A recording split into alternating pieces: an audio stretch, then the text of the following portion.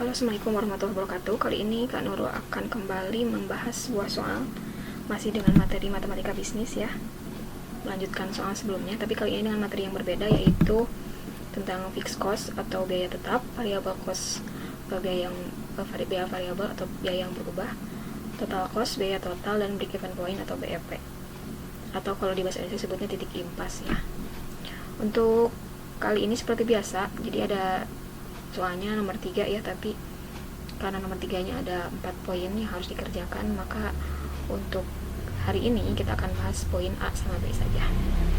Sebelum kita masuk ke pembahasannya, mari kita mulai bacaan basmalah. Bismillahirrahmanirrahim. Karena doa belajar Robbi Zini yang alman warzuqni fahman. Rahmatika ya arhamar rahimin. Langsung aja ya ini soalnya.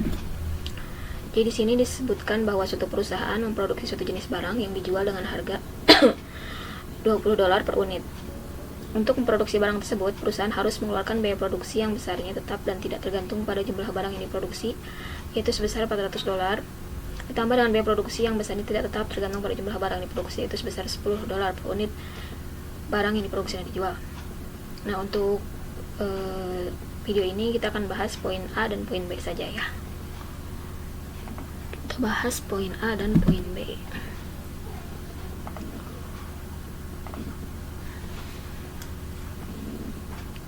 Akan bahas poin A ini dan tidak ini aja ya. Minggu depan atau pertemuan video selanjutnya akan bahas bagian C dan D. Untuk bagian ini sebenarnya gampang ya. Jadi di sini akan kakak terangin dulu apa yang dimaksud dengan fixed cost. Fixed cost itu atau dalam bahasa disebut biaya tetap adalah biaya yang dikeluarkan suatu perusahaan yang tidak tergantung pada besarnya atau banyaknya unit yang diproduksi. Jadi mau dia produksi 0 atau produksi banyak, biaya ini harus tetap dikeluarkan. Sedangkan untuk biaya variabel adalah biaya yang harus dikeluarkan sesuai dengan jumlah unit yang akan diproduksi. Misalnya kalau dia memproduksi banyak unit, maka variable cost yang akan dikeluarkan juga akan lebih besar karena sangat bergantung kepada unit barang yang diproduksi. Nah, untuk total cost sendiri itu adalah penambahan dari fixed cost dan variable cost. Dan untuk fungsi penerimaan total secara garis besar TR itu sama dengan P kali Q ya. Seperti itu. Dan tentu di sini jelas bukan fungsi laba menghitung kuantitas barang yang harus diproduksi dan dijual. Oke, kita langsung aja ya. Di sini untuk yang A bisa langsung dari soal ya. Di sini kan disebutkan fungsi biaya tetap. Jadi kita cari angka harga yang tidak dipengaruhi oleh barang yang diproduksi. Nah, ini kita bisa lihat bahwa ini adalah harga si barang itu ya. Ini price-nya sama dengan $20. Sedangkan yang 400 ini, nah ini harus melakukan biaya produksi yang besarnya tetap. Kalau ada kata tetap ini, maka ini udah bisa dipastikan bahwa yang sedang dibicarakan adalah fixed cost. Berarti kita udah dapat bahwa fixed cost-nya itu sama dengan $400. Ini adalah fixed cost. Selanjutnya, dengan biaya produksi besar tidak tetap tergantung pada jumlah barang. Nah, ini $10 ini adalah variable cost. Bagaimana cara menulisnya? Kita ke slide selanjutnya. Oke, kita lanjutin yang tadi ya. Untuk bagian A, kita bisa simpulkan bahwa tadi fixed cost-nya itu sama dengan 400. Untuk lebih memudahkan, kali ini nggak pakai dolar ya, jadi akan kita tulis angkanya aja. Untuk fixed cost 400. Untuk variable cost tadi 10 ya. Nah, untuk nulisnya kayak seperti ini, bukan 10 aja, kita tulis 10 Q. Itu menunjukkan apa?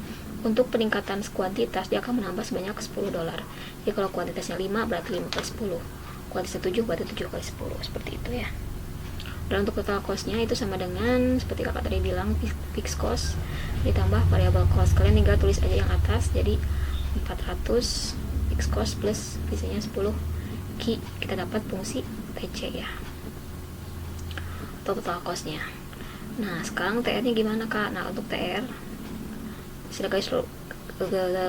garis besar kan total revenue itu atau pendapatan total itu adalah jumlah harga dikaliin sama yang dijual sama kuantitas barang yang dijual. Jadi di sini kan tadi harganya itu per unitnya itu kalau nggak salah 20 ya. Jadi kita tulis aja seperti ini. Kita dapat fungsi revenue atau fungsi pendapatan. Nanti di pertemuan selanjutnya mungkin kakak akan bahas TRTC yang dalam bentuk pangkat 2 ya, biar nanti kita belajar yang namanya diferensial. Untuk soal yang ini masih pangkat 1. linear ya, jadi lebih gampang. Nah, untuk yang B ditanya bagaimanakah fungsi dari fungsi laba ya. Fungsi laba atau rugi itu dilambangkan dengan bentuk Pi.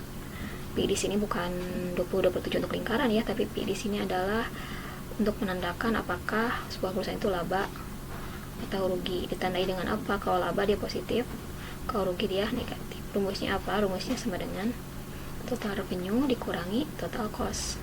Kita masukin total revenue-nya adalah 20Q dan TC-nya 400 plus 10Q. Dengan menggunakan aljabar sederhana, maka kita keluarkan si 400-nya itu menjadi 20Q min 400 min 10Q.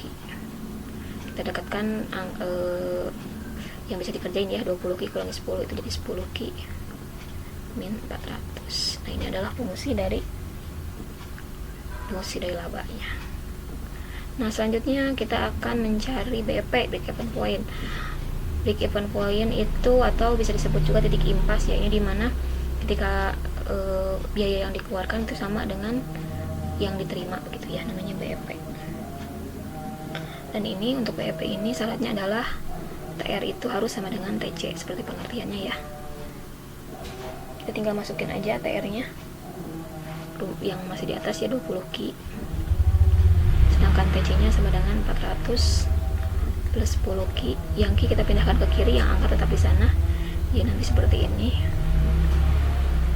Sama dengan 420 kurangi 10 jadi 10Q sama dengan 400, berarti Q-nya itu sama dengan 400 dibagi 10 sama dengan 40 unit.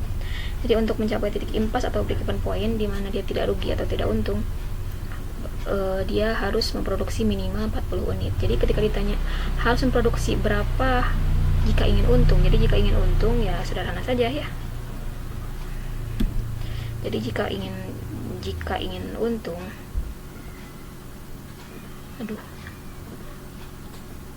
jika ingin laba, maka harus memproduksi lebih dari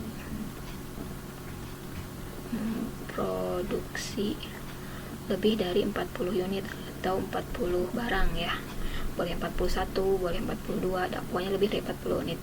Kenapa tidak boleh 40 unit? Karena 40 itu adalah BEP-nya, break-even point. Oke, bahasannya singkat ya, semoga jelas. Kalau tidak jelas mohon maaf, kalau kecepatan juga mohon maaf. Silahkan tinggalkan komentar jika ada yang kurang dipahami. Sampai bertemu di poin C dan D minggu depan. Kita tunggu bacaan hamdalah, alhamdulillahirobbilalamin, istighfar kali, astagfirullahaladzim. Dan dengan majelis subhanaka Allahumma wa bihamdika asyhadu an la ilaha illa anta astaghfiruka wa atubu ilaik. Terima kasih sudah menyimak ya, sampai bertemu di pertemuan selanjutnya. Assalamualaikum warahmatullahi wabarakatuh.